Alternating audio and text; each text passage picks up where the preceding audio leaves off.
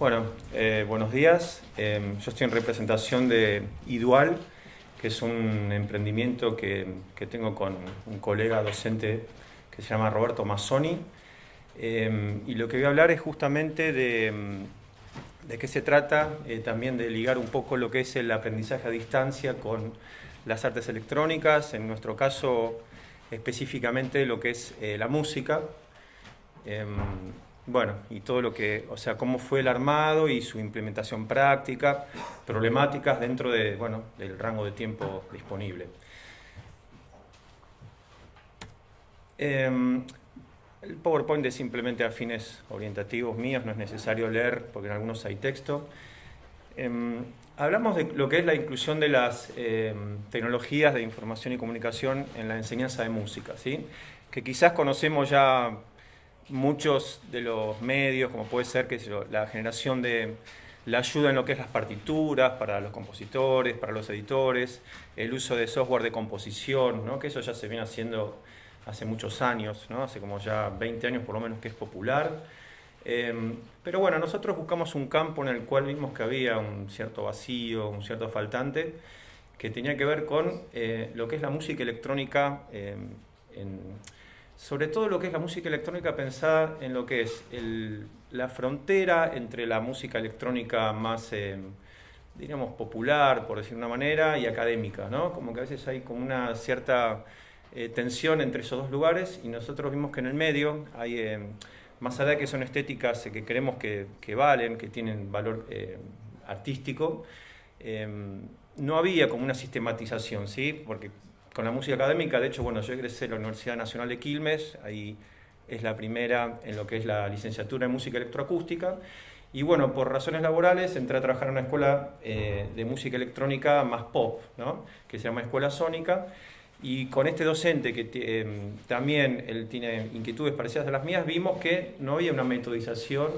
en lo que es este tipo de músicas electrónicas, ¿no? Quizá algunos pueden conocer, hay estilos musicales, por ejemplo, llamados ambient, ruidismo, hoy en día se habla también de arte sonoro, hay un estilo que se llama IDM, por ejemplo, Intelligent Dance Music, que no llegan a ser las músicas electrónicas más pop que uno puede conocer, y tampoco vendría a ser la música académica, que uno tiene como las referencias desde compositores tradicionales como Stockhausen, Berio, Pierre Schaeffer con la música concreta. Entonces, esa es la línea que nos interesó, porque realmente no había ahí una zona trabajada metódico, ¿no? Y bueno, a la hora de implementarlo, nos dimos cuenta que el e-learning nos permitía llegar a públicos de todo el mundo. Y bueno, también como un desafío, ¿no? Porque también por una cuestión de que todos sabemos que la situación del país laboral no es la ideal, o sea, esto también nos sirvió como una alternativa a nuestro trabajo fijo, que de hecho sabemos que es menor en los últimos años, y bueno, en ese sentido también lo vimos por ese lado. Hay una cuestión también con las carreras cortas, con los cursos cortos, que vimos que la dinámica que hoy tiene la vida cotidiana, en lo que es el trabajo, el estudio, a mucha gente le es a veces más práctico, y a veces es la única manera que tienen de hacer cursos cortos, y encima con el e-learning, que lo pueden hacer desde su casa, en el horario que ellos quieren. A veces la gente llega a la noche de casa muy tarde y no hay carreras que tengan esos horarios. Entonces vimos por nuestra experiencia que había, por ejemplo, carreras, sobre todo las de imagen y sonido, donde la formación en música y sonido a veces es pobre, incompleta, ¿eh? Es en un campo que vimos que podíamos tener acceso. A veces para gente que viene de campos paralelos, por ejemplo, alumnos que vienen de conservatorios y les interesa introducirse en la electrónica porque eso les puede dar trabajos nuevos, ¿no? Sabemos que hoy en día la electrónica está presente en lo que es series, es algo que hoy ya todos sabemos lo que son las plataformas de series, y si uno presta atención a la música, al sonido, incluso a lo que es el Foley, ¿no? Los efectos de sonido, siempre hay electrónica, hay procesamientos. Entonces, bueno, esto también genera una nueva manera de generar posibilidades laborales. Y después también vimos que hay un campo de gente que le interesa aprender música electrónica, tiene otro trabajo y le interesa como hobby, quizás como algo que no pudieron hacer en su juventud y quieren hacer un curso que de esta manera, por medio del aprendizaje por internet, lo pueden hacer. Así que bueno, vimos como esos tres campos como de posible gente a la cual le podía interesar nuestro procedimiento. Bueno, entonces nuestra idea con este emprendimiento, a grandes rasgos, es generar contenidos pedagógicos innovadores, específicos para una porción de estudiantes que sea expresarse creativamente con lo que es música electrónica y sonido contemporáneo. Vimos justamente que el material que había era incompleto, tenía errores, no tenía una orientación pedagógica, no tenía, como decían al principio, objetivos claros. Entonces, bueno, justamente ese fue nuestro desafío, lo que intentamos hacer con este emprendimiento. Y bueno, ahí tenemos algunas de las portadas, ahí se puede ver, quizás algunas cosas las puedan conocer, otras no. Pero, por ejemplo, lo que hablamos recién del fino límite a veces entre lo académico y lo popular, usamos, bueno, software libre y software también comercial, buscando también en esos casos alternativas las empresas están ofreciendo en muchos casos versiones reducidas por el tema de los costos, o versiones demo donde uno puede realizar todas las operaciones y lo único que no puede hacer es salvar los patches. En ese caso hay posibilidades que uno pueda salvar igualmente los resultados. Entonces sabemos, por ejemplo, el software Reactor, que lo usan compositores electroacústicos, lo usan compositores de electrónicas no académicas. Entonces vemos que a veces los límites y esas palabras de moda, esas grietas, a veces no tienen mucho sentido, porque se está más cerca de lo que se cree a veces. Después, bueno, House, que es una música electrónica más pop, que también, al respecto, bueno, en mi propia experiencia, yo cuando empecé a enseñar este tipo de música electrónica, también entré con cierto prejuicio, ¿no? Como uno siempre dice de la marcha, eso que los chicos bailan, simplemente es un boom, boom, boom. Pero tiene un montón de cuestiones, como todo lo que uno quiere hacer serio, que tiene una estructura, tiene una tímbrica, tiene una armonía, o sea, tiene lógicas internas que hay que aprenderlas. O sea, no es que porque uno estudió música académica va y lo hace de taquito, realmente no es así. A mí me llevó varios años entrar en toda esta lógica y descubrir que hay mucho potencial.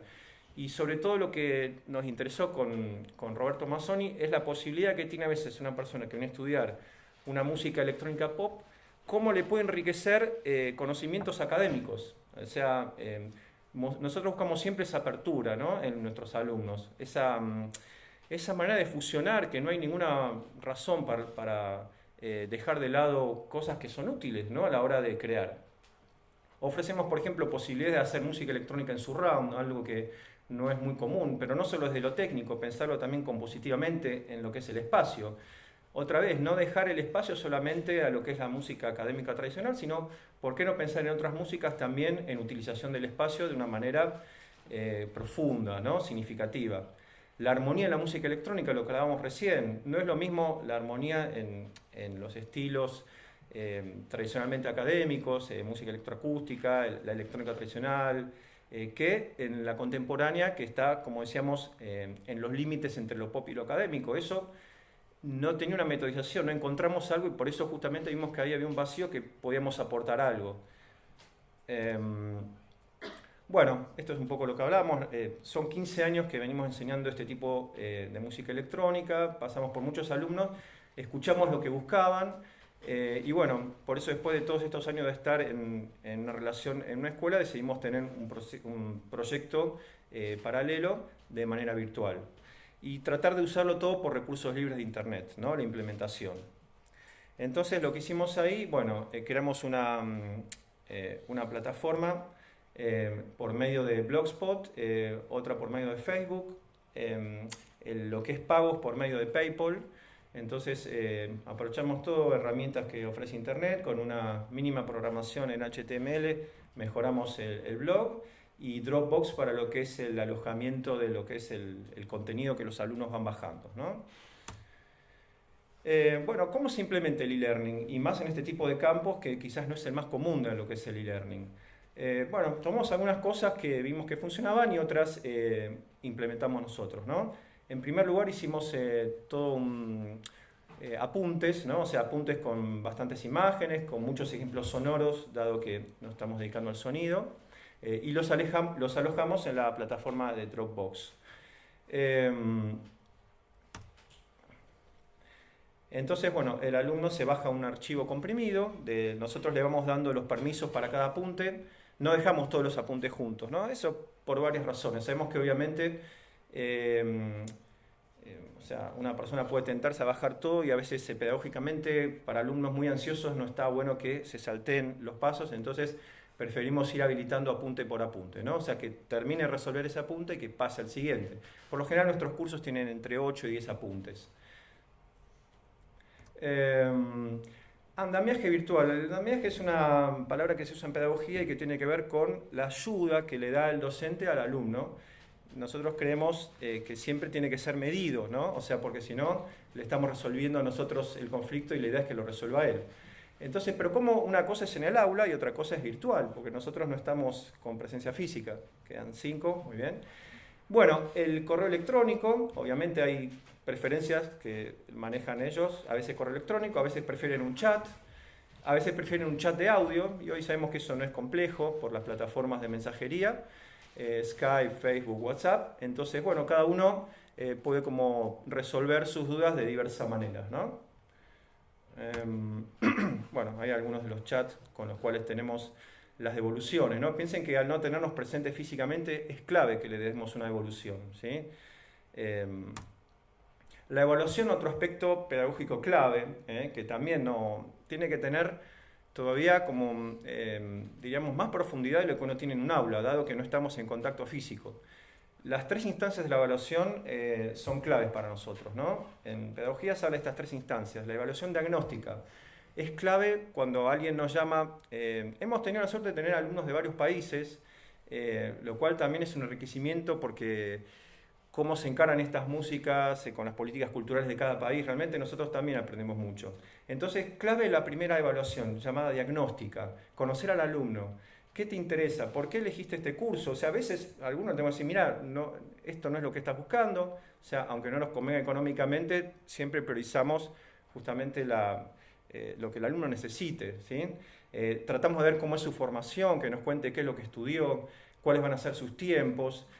Si algunos precisan orientación, algunos quieren hacer todos los cursos juntos, ¿no? Como esa ansiedad que decíamos, y decirles, no, pará, vos por tus intereses te convendría empezar por este, te fijás, después si te conviene seguir con el otro. Eso es la evaluación diagnóstica. Después la evaluación en proceso también importantísima, dado que no está la presencia física. Consulta lo que hacemos recién en los chats, revisar los ejercicios, 3 minutos, muy bien, muy bien. Revisar los ejercicios, corregir, todo lo que es el proceso del apunte, tener que estar muy presentes. El hecho de ser 2 nos permite combinar los horarios. Hay alumnos que a veces es a las 12 de la noche el chat y lo hacemos. Por eso está bueno trabajar en equipo. Y bueno, la evaluación final, ¿sí? Que en general nuestros cursos terminan con un trabajo integrador que tiene que ser compositivo. Al igual que decían anteriormente, todo esto tiene que tener justamente un objetivo, hacia dónde estamos yendo. No solamente a lo técnico, buscamos que el alumno se exprese, que genere material, ¿sí? Con estos cursos. Entonces, integramos en una composición todos los materiales del curso y ahí tenemos la evaluación final y es donde lo aprobamos o no. Bueno, algunas problemáticas. Vimos que lo que había en este aspecto era a veces demasiado técnico, eran tipo manuales de instrucciones sin ningún objetivo creativo. Dominar a veces hasta de manera memorística, que sabemos que eso se olvida rápidamente, o sea, sin profundizar, sin metas. Y hablando de tutoriales, bueno, sabemos que Internet es una caja de Pandora donde hay cosas, un minuto, donde hay contenidos buenos, hay contenidos incompletos, hay contenidos erróneos, hay contenidos que no citan fuentes, lo cual también es básicamente un robo intelectual. Por eso justamente nuestra idea de esta metodización. Bueno, eso termina la presentación, así que dejo los últimos, no sé si a esta altura son segundos. Si quiere hacer alguna pregunta sobre nuestro emprendimiento. Sí, sí.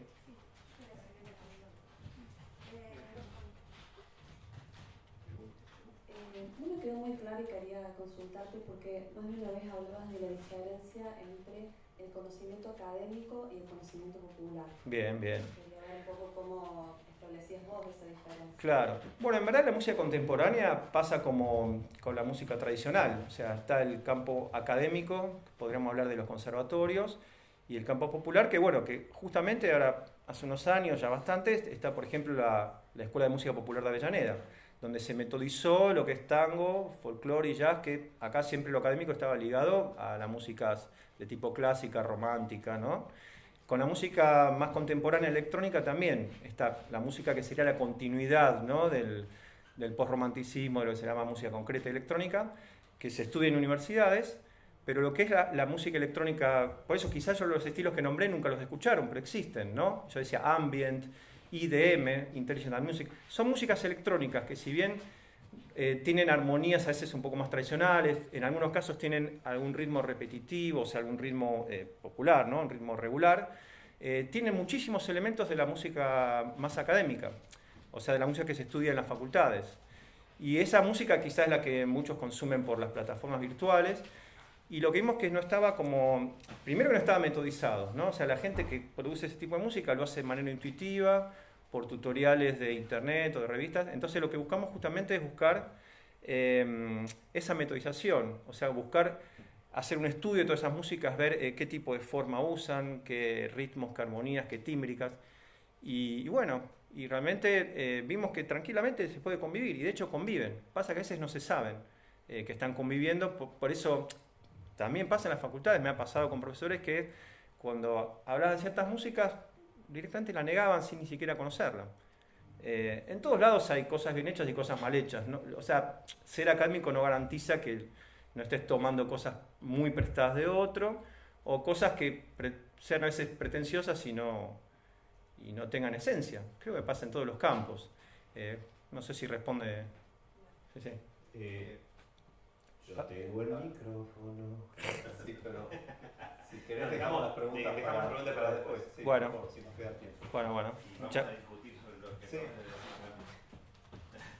los... Obviamente. Gracias. Bueno, muchas gracias.